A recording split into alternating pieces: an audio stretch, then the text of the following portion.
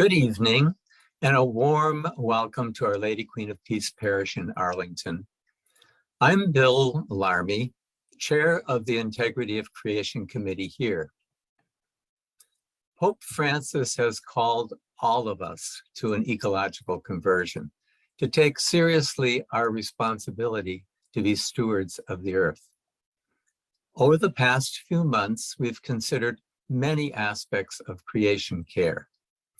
Now, we'd like to share the journey that our parish has taken over the past several years to become greener and more sustainable.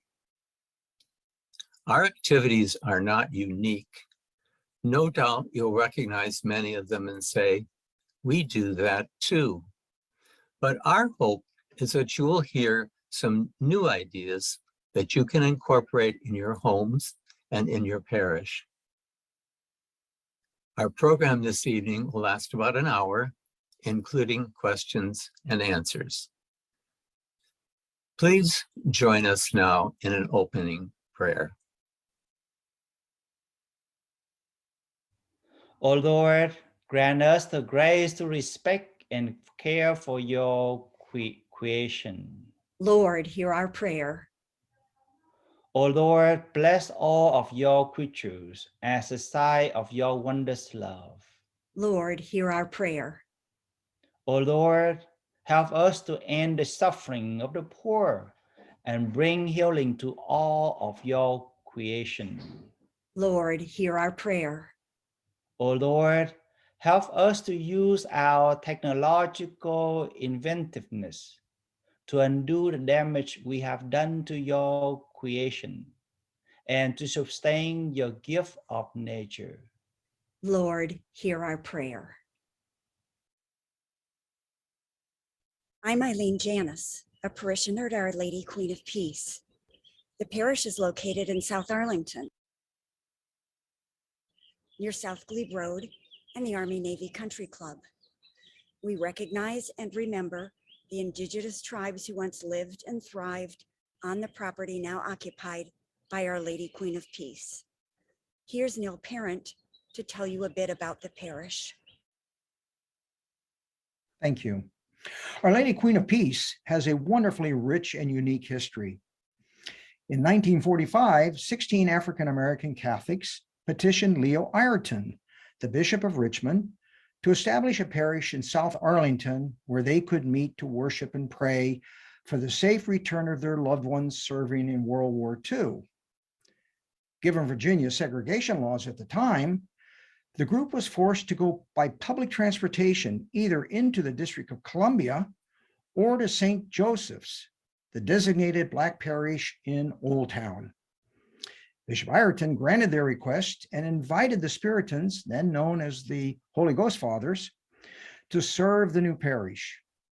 The name, Our Lady Queen of Peace, was chosen because it was to her that the group addressed their prayers for peace and the safety of their loved ones. Today, a plaque with the names of the parish's founders is prominently displayed in the ministry center. The first Mass in the parish was celebrated in a founder's home on Pentecost Sunday, May 20th, 1945. And the following year, groundbreaking for the new parish took place. Bishop Ayrton consecrated the new church building on Pentecost Sunday, 1947. From the outset, Our Lady Queen of Peace became a parish dedicated to social justice, using the New Testament passage, Matthew 25, to feed the hungry as its guiding inspiration. Examples include launching an early learning center to help alleviate childcare needs of working parents, joining in the 1963 March on Washington, and housing participants in the parish facilities and in parishioners' homes, founding a credit union to assist families' financial needs, and taking in homeless men by converting the rectory basement into a shelter.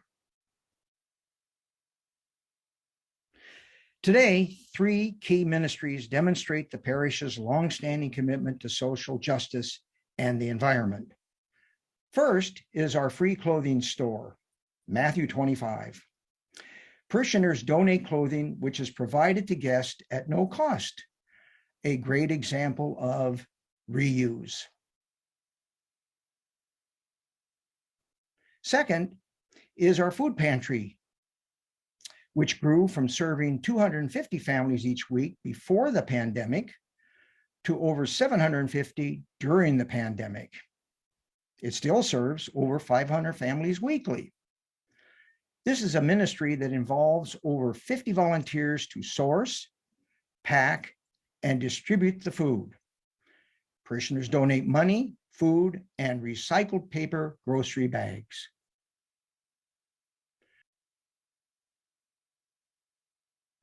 In addition, a team of volunteers grow vegetables for the food pantry in our parish garden, named after Saint Isidore, patron of farmers.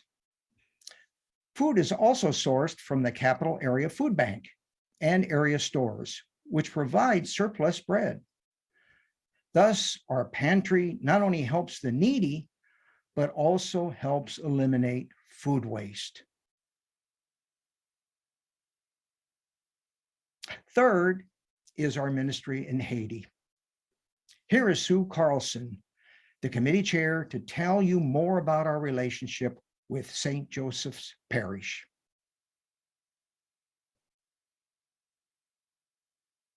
Okay. Hi, I'm Sue Carlson. I'm the chair of the Haiti Committee at Our Lady Queen of Peace. And I'm just going to talk a little bit about Médor Haiti, which strives every day towards sustainability. Our Lady Queen of Peace in Arlington has been twinned with St. Joseph Parish of Médor Haiti since 1997. The parish is very large in the Cajo Mountains. It's 74 square miles and has a population of 40,000 people. Education is a top priority, and the parish has asked us to help support the education of 3,000 students from kindergarten through 13th grade. And St. Joseph Parish has 5 primary schools and 1 secondary school. We can all learn about sustainability from St. Joseph's in Médor, Haiti. It has a very small carbon footprint. It uses human energy a lot. It also has a thriving agroforestry program, a clean water program, sanitation and solar energy programs. It also uses many natural materials with few plastics. There are no roads in St. Joseph Parish, so the main mode of transportation is walking or riding a mule. There are no fuel emissions, so no school bus fumes. Most adults are farmers who grow their own food to eat themselves and also to sell in the market.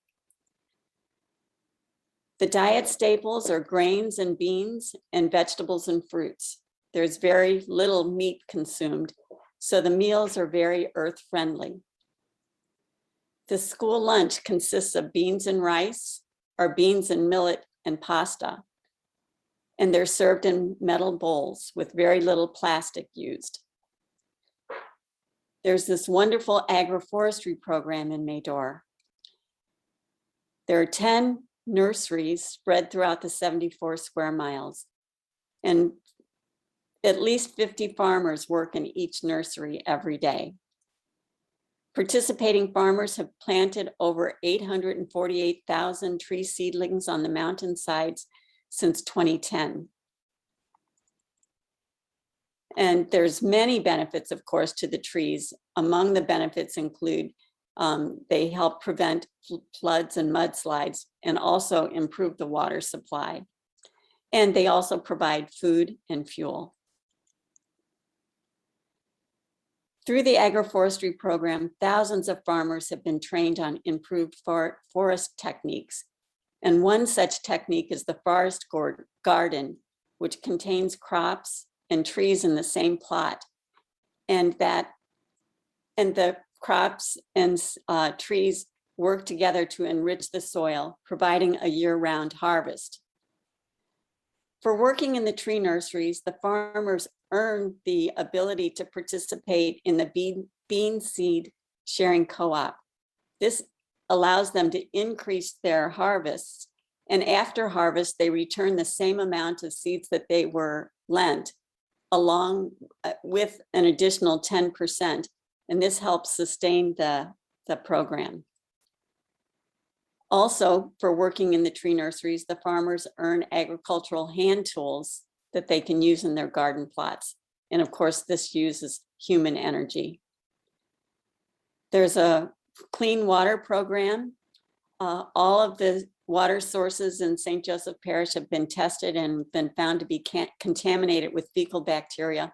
So we were able to help them cap 6 springs, and placing a physical boundary around the spring helps improve the water's cleanliness, and yet the water is still contaminated with bacteria. So the family solution is to collect water from the stream, bring it home, and then purify the water with small amounts of bleach powder. And families have these water treatment devices, which are 5-gallon buckets with a spigot and a lid. And the water is put in there and then purified with the bleach powder.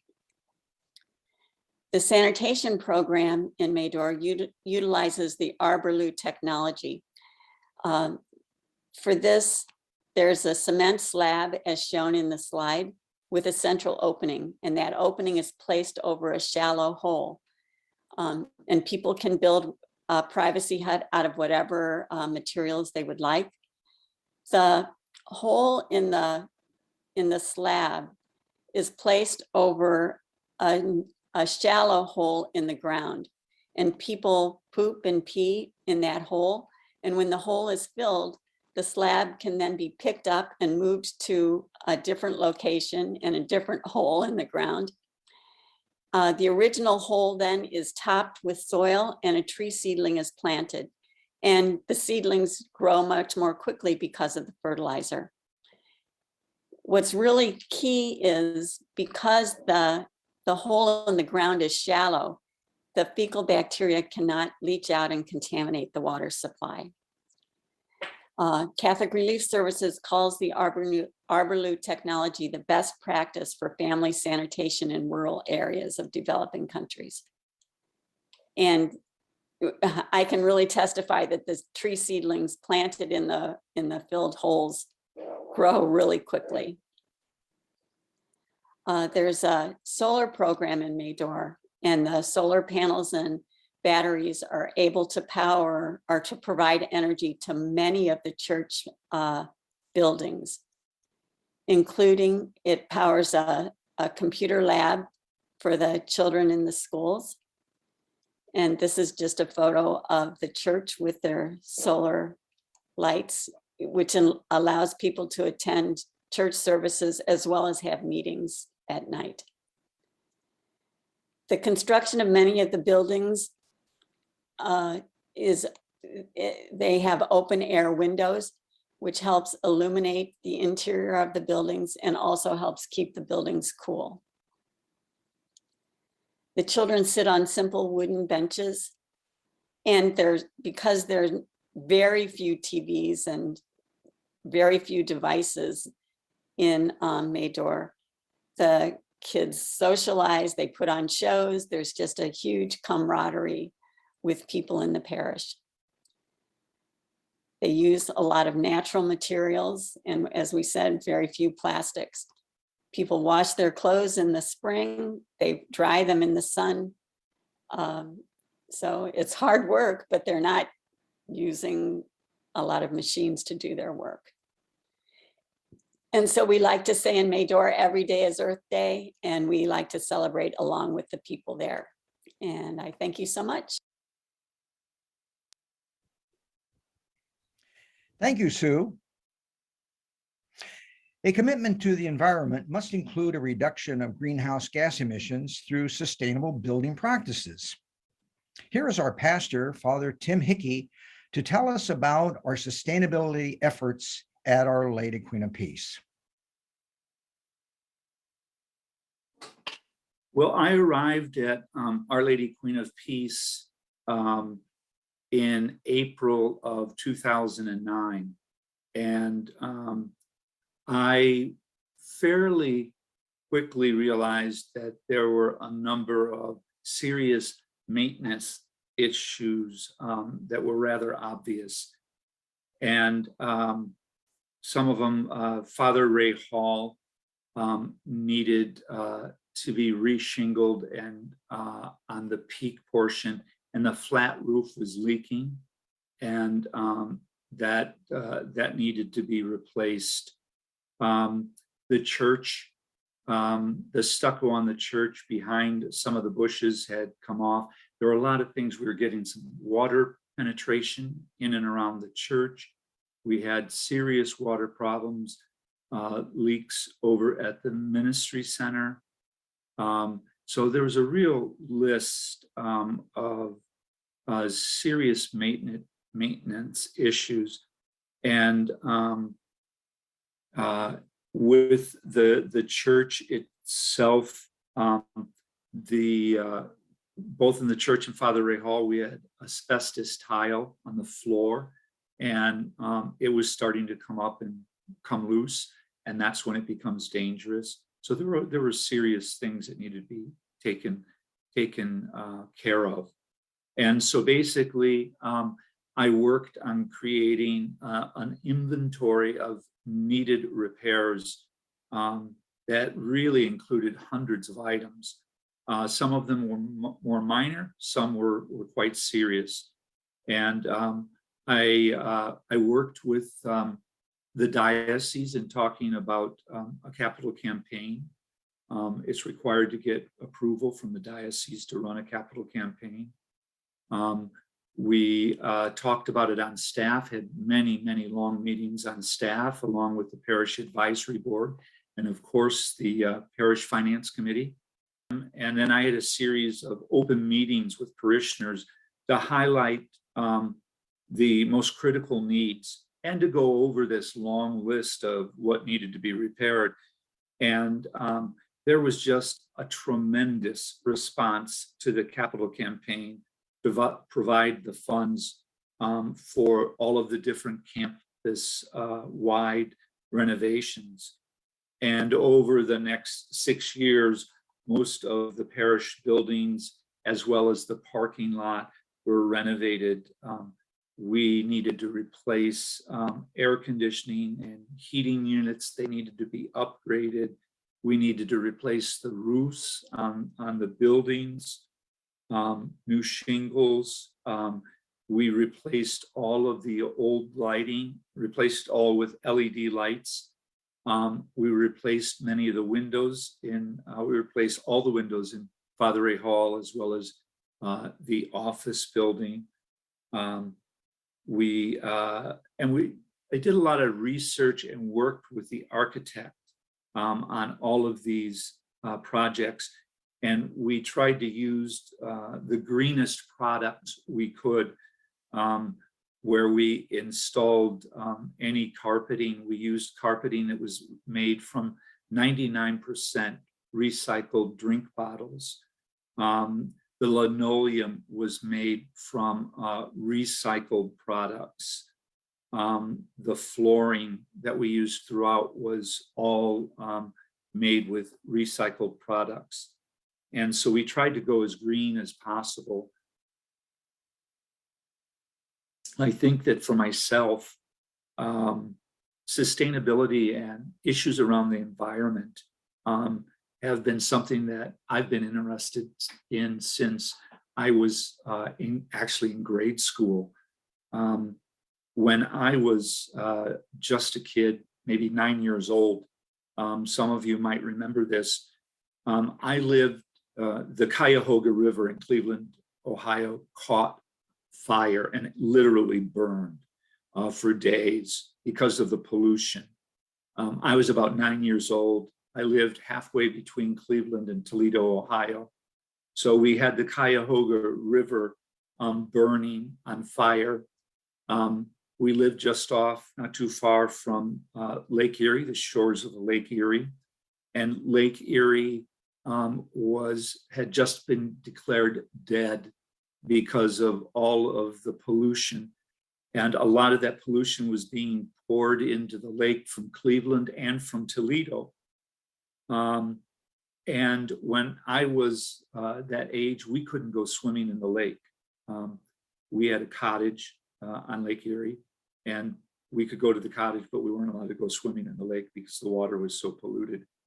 And there was a school up in Toledo, Ohio, and a group of grade school students, 7th and 8th graders, went and tested some of the water that was running out of one of the chemical plants and being dumped into the lake.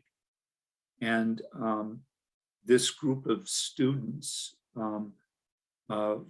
formed along with another school, they actually took this corporation to court and sued them over the polluting that they were doing to Lake Erie. And that group of school kids and this field trip to the factory really impacted me and helped me understand that you didn't have to be an adult. You didn't have to be this big, powerful person to make an impact on the environment. And it made me more conscious of the environment. In college, I was part of an environmental group, and I became more aware of my personal carbon footprint and of my family's carbon footprint. And by the time I was off to graduate school, and after I was ordained and sent to Duquesne University, whenever there were building projects and remodeling projects, I used my voice as a Spiritan, because Duquesne, of course, is a Spiritan owned educational institution. And because I was in Spiritan leadership in the congregation and at the university, I used my voice to make sure that we were doing eco-friendly changes. I worked really hard to ban single-use water bottles from many, if not all, of our big meetings there.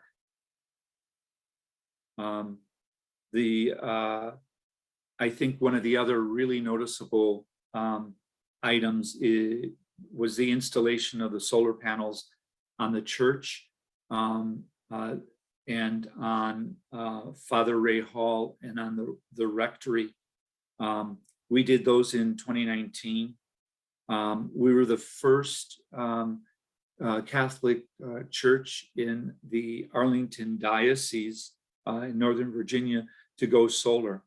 And so we had to work with the diocese in order to work out a plan and exactly how we were going to finance and invest in this, what turned out to be a very new process for the diocese. And it went very well. The bishop eventually came and blessed the panels. And after about 3 years, we arrived at a point where about 48% of the campus electricity is produced by the solar panels, and the rest of the electricity that we use comes from wind power obtained through a third party, so that between, I would say, 99%, if not 100% of our electricity is all from renewable sources. And that's something that I think we're all very proud of.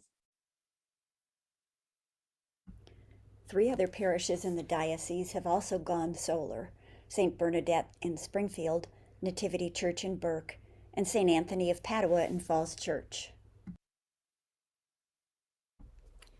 The Diocesan Office of Planning, Construction, and Facilities is a key partner in parish sustainability efforts and provides a wide variety of expertise on energy and sustainability challenges. In addition to repairing and renovating the physical plants with earth-friendly materials, Father introduced new practices.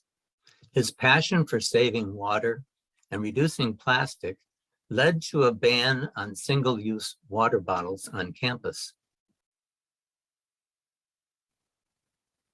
A dishwasher was included in the renovated kitchen, and reusable dishes and silverware are used in meetings, greatly reducing paper and plastic waste.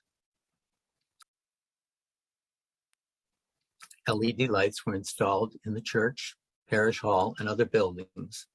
Many of the rooms in the remodeled areas have motion sensors to make sure lights are off when not occupied. The interior of the church was refurbished to maintain its original character and simplicity. So far, we've talked about sustainability in our ministries and our physical plant. Here is Ann Murphy to tell us about our Integrity of Creation Committee and its vital role in that effort.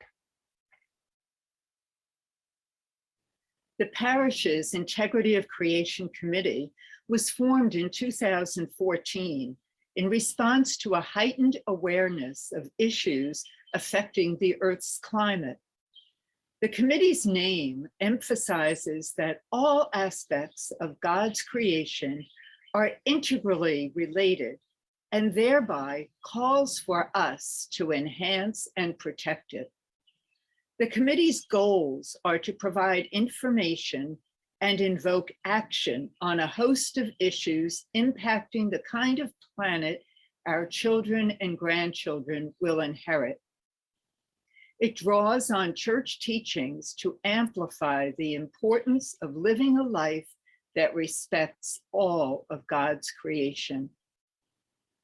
Some of the ongoing actions of the committee include: we provide frequent education pieces for our parish bulletin, including a special series during the Lenten seasons, the season of care for creation, and also for Earth Day.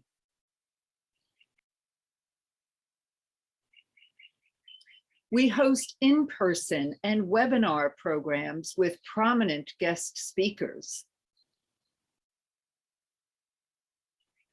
Every week, we provide eco tips with short, motivational bulletin blurbs on earth-friendly actions that every household can engage in.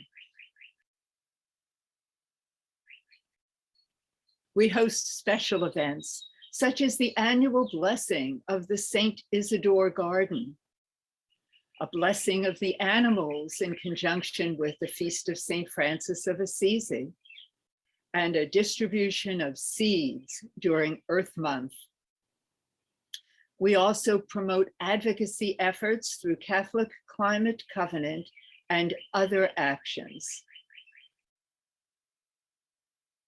The committee has enthusiastically promoted the message of Laudato Si', especially as it applies to the challenge for all of us to develop a more ecological lifestyle. And now I would like to introduce Max Julius, a member of our committee.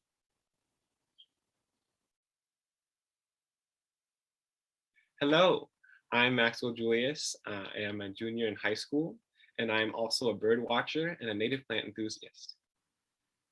I have been able to find a sense of community in the Integrity of Creation Committee that I haven't been able to find anywhere else. The people in the committee share my passionate love for nature, and then they also have a sense of action on it. we do actions such as installing solar panels and in the parish, and then also planting the gardens to provide food for the community.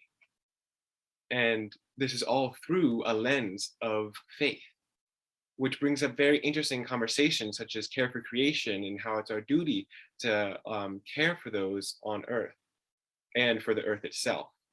And that has, being part of this community that shares my shared value of love of nature and of my passion for actually helping to protect the environment, as well as my faith, has made me realize the connections between the two and has deepened my connection in faith, or my connection to God in faith, and has deepened my ability to care for the environment in a way that I didn't think were previously possible. And it's just been truly amazing being part of this welcoming community. Although green space is very limited on our campus, the parish has some wonderful quiet spots outdoors for contemplation and prayer. Next to St. Isidore's garden, there is a small labyrinth, and Father Martin has fashioned a beautiful meditation garden behind the rectory. The Integrity of Creation Committee hopes to expand a small Mary garden and renovate our native plant garden. Our Lady Queen of Peace is fortunate to have Gary Gardner as a parish member.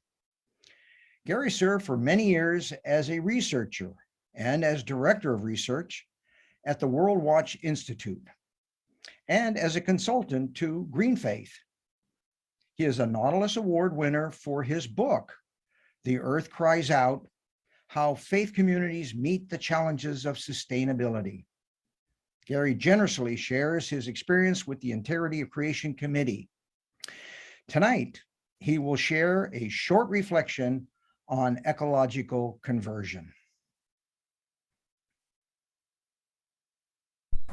Hello, friends. My name is Gary Gardner, and I'm here today to share a few thoughts about ecological conversion. And of course, as we know, conversion is not simply change, but instead is a deep change of perspective, a new way of seeing the world. It's what we call in our tradition metanoia. Now, why do we need an ecological conversion? I think that's probably pretty clear to all of us. If any of us who watch the news are aware of the floods and fires and droughts and storms and species extinctions that are occurring all around the world. And it's as if God's own creation is suffering severe and sustained abuse. And surely this is not what God wants.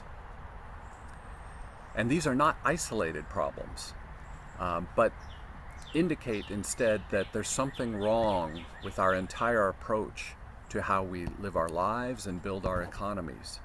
There's a single root that is at the basis of all of these problems. After all, we've been taught to think of the earth as basically a set of resources and as a playground for our fun, rather than seeing them first as a set of gifts. That nature is a set of gifts for us, gifts given to us by God. And because we're so off kilter in our approach to life, our fundamental starting point to life is incorrect. We need a fundamental change of perspective and not just tweaking around the edges. And so that's what the ecological conversion is about. It's a movement from lives focused on more, bigger, faster, convenient, to lives in which our energy and all our activities are guided, channeled, kind of like a river bounded by two banks. One bank is the respect for the earth, and the other is the care for each other. So our energy of our daily living is flowing like a river, but it's bounded by these ethical banks of respect for earth and respect for each other. This is ecological conversion. It's the metanoia that we need. From pedal to the metal consumption to lighter living and living with a greater sense of purpose. Fortunately, the opportunities for seeing differently, for our conversion, are endless. Every waking moment we engage with God's creation. So all dimensions of life are opportunities for conversion. In my own life, I'm experiencing a conversion to a life based on bounded or channeled energy in a number of ways. So first, in the area of food. My wife and I appreciate food as gift, but we understand that meat is an ecologically expensive gift, and it's something that we now eat rarely. We've drawn boundaries around meat, and we've channeled our cooking and eating energy into a plant-based diet. And if we think about energy itself, energy is at the center of everything. But we understand that some forms of energy, like solar and wind, are better than others. We draw boundaries to minimize the use of fossil fuels. For example, we signed up with an energy provider that invests in wind power so that our heating and cooling come from clean sources. Think also about the materials in our lives, the wood and metals and minerals and water. We appreciate all the material that flows through our lives each day, and we acknowledge that each is finite and should not be trivialized through one-time uses. We draw boundaries of respect, using materials sparingly and reusing them or recycling them. I'm reminded of the Tlingit people of Alaska who use bark from cedar trees as an economic resource. And before they harvest the bark, they will give a prayer of thanks to the spirits that they believe live in the trees, and they will promise to use only as much as they really need. Imagine if we did the same in our lives. If every time we reached for the car keys or grabbed a piece of paper, we said a prayer of thanks to God for this resource that we're about to consume, and promised only to use as much as we really need. We would be drawing boundaries around our use of materials. Finally, think of transportation. We appreciate the convenience of modern transportation, but we're also aware of the energy burden of each form of transportation. So I bike or take the metro to work, and when I drive, it's in a high mileage car. And the big payoff is that I live a healthier life. Biking is exercise, and I get good exercise from that. And so I'm better off, and the earth is better off, through my transportation choice. Now, if you're thinking about how you might draw boundaries around your daily life, how you might experience this ecological conversion, but you're not sure where to begin, I would suggest looking at the Laudato Si Action Platform, which is a website that the Vatican has created that can help you to make decisions about how you might live differently on this earth, how you might be in relationship with the earth in a different way, in a lighter way. And that leads me to the payoff. You know, one of the secrets of this bounded way of living is that it actually makes us happier. The theologian Sally McVeigh has written, "We know deep within ourselves that we are not living as we ought. But what comes as a surprise is that our duty and our desire are one. Our duty to live in harmony with the earth and our desire to be in relationship with each other and with God are one and the same thing. We long for a better quality of life, for relationship, and for connection to God, rather than the pursuit of more, bigger, faster, and easier. And drawing boundaries can help us to achieve that. So pray for conversion.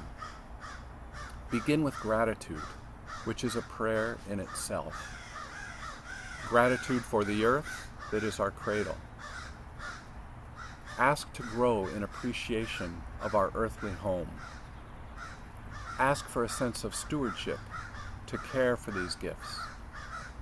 Ask for a full generosity to ensure that these gifts are shared with all. In these ways, discover that the bounded energy of ecological conversion, far from a set of handcuffs, actually opens a door to greater freedom and happiness. How might you experience ecological conversion today?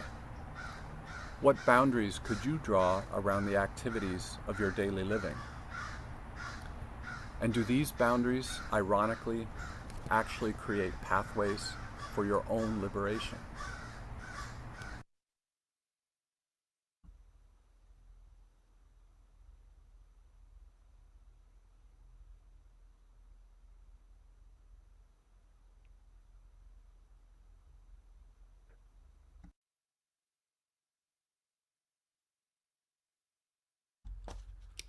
What lessons have we learned that might be helpful to you?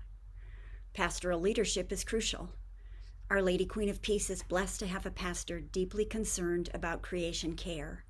Father Tim made great efforts to secure earth-friendly solutions as part of the campus renovation programs. Draw on diocesan expertise and support.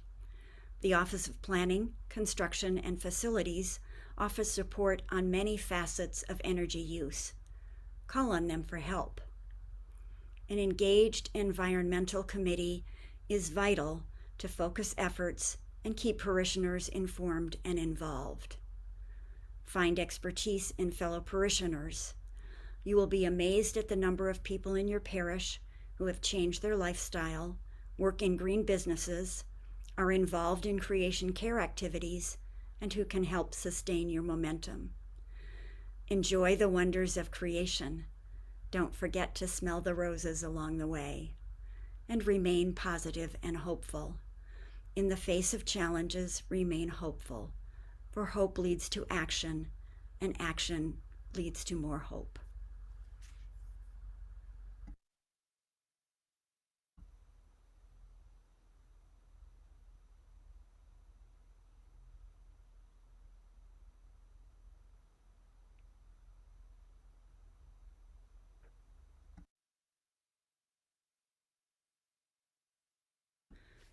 Thank you for joining us this evening. The discussion period will follow remarks by Carla Walsh on the staff of the Diocesan Peace and Justice Commission. All right, well, thank you for that wonderful description of what you're doing at Our Lady Queen of Peace. You have so many inspiring stories to tell and so many voices tonight. We really appreciate that. I'm Janet Broderick, and I'm stepping in for Carla Walsh from the Peace and Justice Commission in the diocese. She was called away for a different meeting tonight, so I will share her comments. The Holy Father warns us that time is short to protect and preserve the health of the earth given to us by God. So he has launched a 7-year action plan to galvanize the universal church and the world community to learn and practice the teachings of Laudato Si, and through them to create momentum to stop destruction of the environment and to preserve the gift of life. The Pope has asked dioceses to join him in this effort, and so Bishop Burbidge has pledged that the Arlington Diocese will join the official Laudato Si action plan. So we will all be glorifying God by taking care of the world he has given us. The diocese is currently creating a plan to help enable all of us, the diocesan offices and schools, parishes, families, and individuals, to pray and learn about what the church teaches regarding creation, and then to act on what we learn. There will be resources for prayer, learning, and action, and opportunities to pledge what each of us will do to be a part of this holy work. You'll be hearing a lot more about this Laudato Si action plan in the coming months, what you can do right now. Stay current as the Laudato Si action plan takes shape by signing up for the Peace and Justice emails. This address is here, and this way you'll know what's happening and how you and your parish can take part. And this address will be shared in the resources that will be sent out with all the registrants. And also be aware that there is a conference all about Laudato Si on September 17. So mark your calendar and hope you can join us for that. And so now I'll turn it back over to Bill Larmey.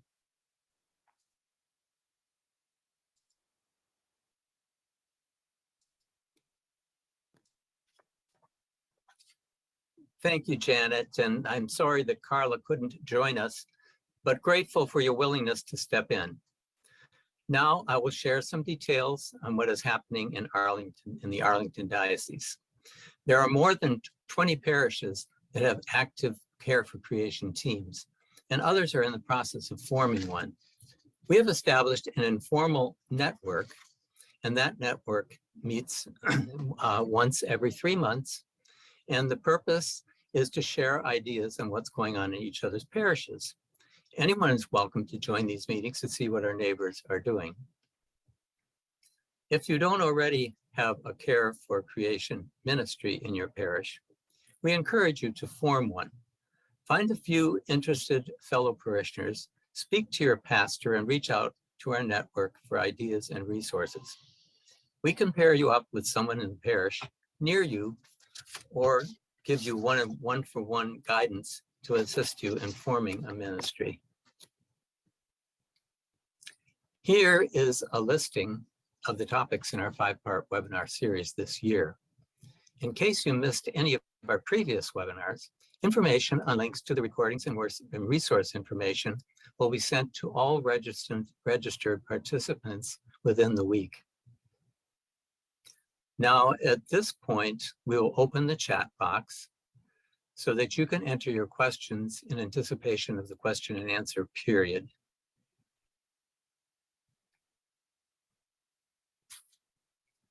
Now, here are the links to the sites we referenced tonight.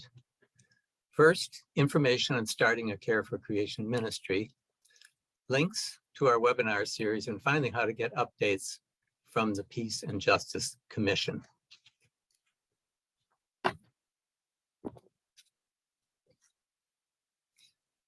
In the next slide, you will see where you can learn more about the Laudato Si action platform.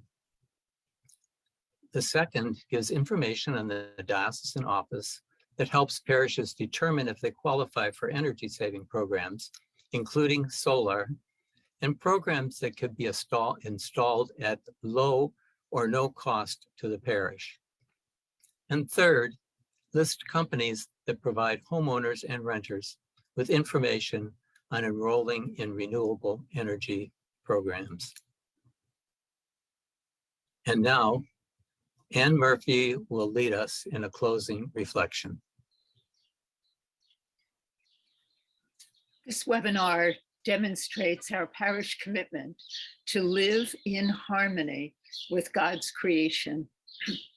From its early days, the community rooted all it did and still does in a spirituality of social justice that reflects the interconnectedness of all creation. Our founders, who we continue to emulate, planted seeds of action that nourished the growth of this Catholic community. The fruit of those seeds is seen in the life of the parish, as shown throughout this program: feeding the hungry, clothing those in need, welcoming immigrants and refugees, supporting our friends in May-Dor, Haiti, implementing earth-friendly renovations on the parish campus.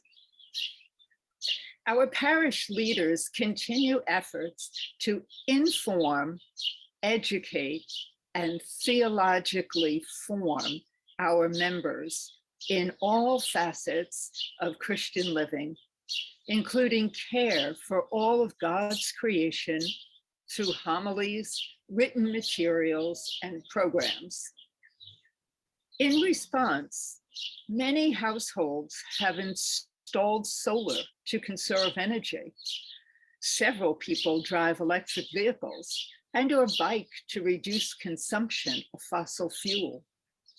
Members generously contribute to the food pantry and the clothing store.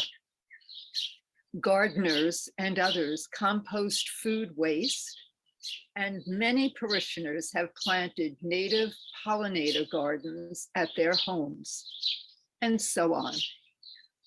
We celebrate the gift of creation in all its glory. Praise God, from whom many blessings flow. Thank you, Anne.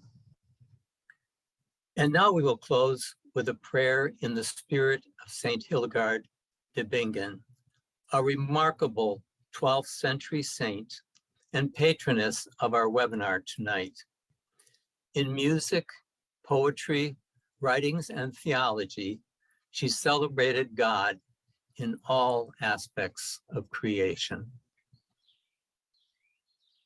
So let us pray with deep gratitude. The vastness of your majestic creation, O Holy One, humbles us as we acknowledge what a small piece we occupy of our world, our planet. Soften our hearts to care for and protect this magnificent piece of our earthly home, as well as all of its animals, plants, creatures, and our human community. Amen. Amen. We want to thank you all for participating in our webinar tonight. We really appreciate you being with us. And now we have a chance to ask some questions. And I'm going to ask Janet to be our host for the question and answer period. Yes, glad to. If you have any questions, feel free to put them in the chat box. And I invite our co-hosts to put their cameras on to see who wants to answer which questions. So one of the first ones goes back to the great examples about sustainability in Haiti and questioning what was the interaction with the parish? Was it just donations? Did you have expertise from outside expertise, or just any insights you have there on how the two parishes interact? Who would like to take that one? Is that something you would want to cover?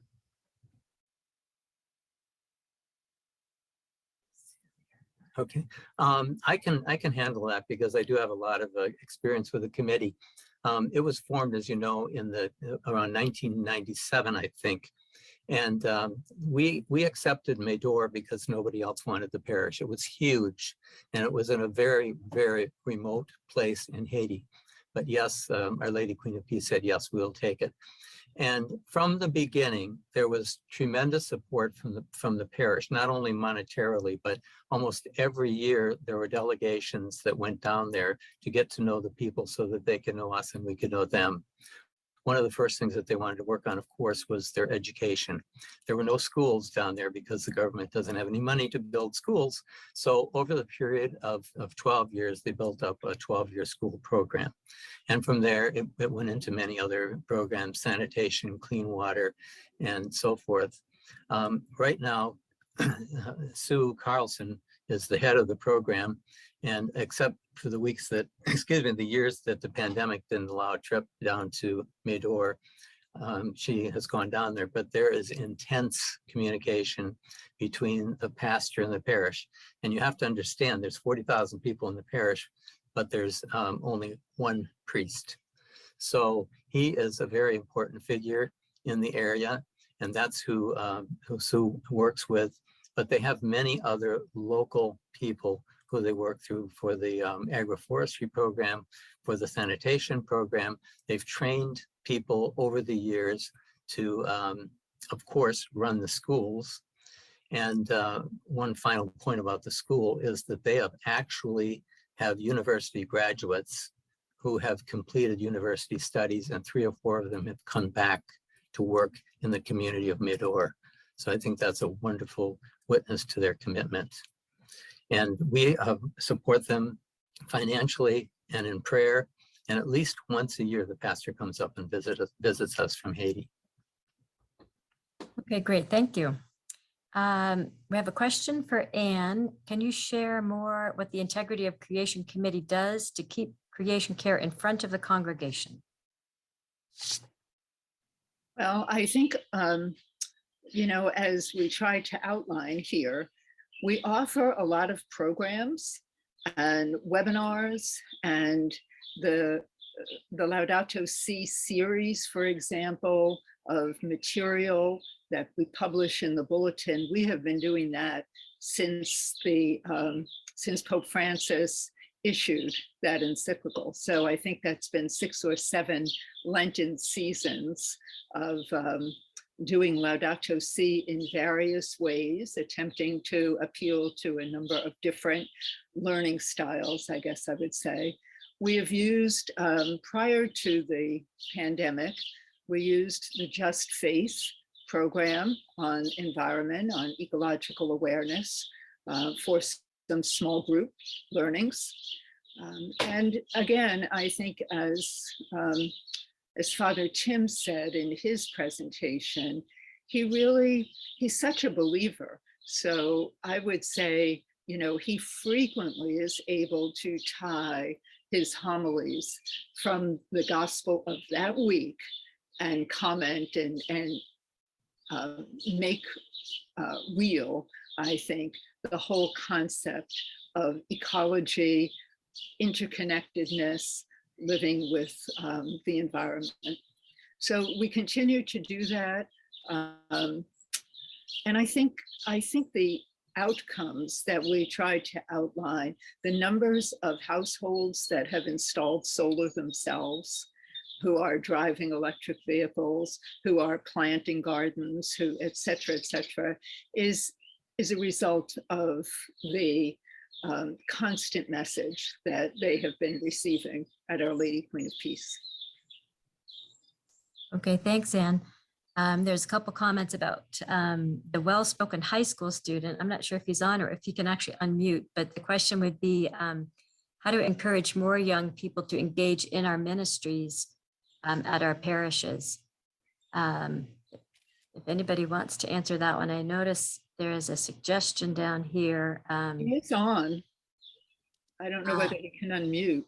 No, he's not a co-host, but I actually, see. Bill, if you want to unmute Julius and Maxwell. Sorry. Yeah, at this point, I can't do it, so maybe somebody else could. Okay, but somebody does suggest, I would suggest increasing the access to young people, especially young children, have exploring and interacting with nature in parks or gardens. So that's a good place to start. Is anytime you can get children out into nature, that's a good place to start engaging. And that was Max. Oh, that was Max. Oh, there you are, Max. Thank you. Okay, we get it now. There was another question about dishwashing. Who does the dishwashing in your parish now that you have a dishwasher? And you can probably answer that one. We haven't been doing anything with it. Mm-hmm. Again, I would say, this is Anne, I'll just jump in there and say, when we sponsor, and a lot of this, so everyone realizes, sort of was put on the shelf during COVID. So a lot of our gatherings, our in-person gatherings that involve food, really haven't been happening lately, but we are getting ready to resume Sunday morning coffees, Sunday morning breakfast, and hopefully come the fall, we will have events in person that will involve food.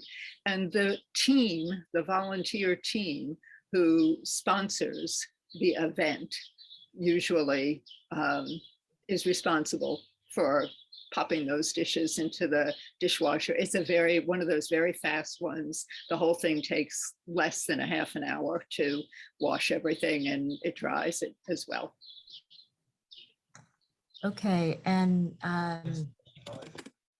if Maxwell can unmute and you, Yeah. Okay, go ahead, Max.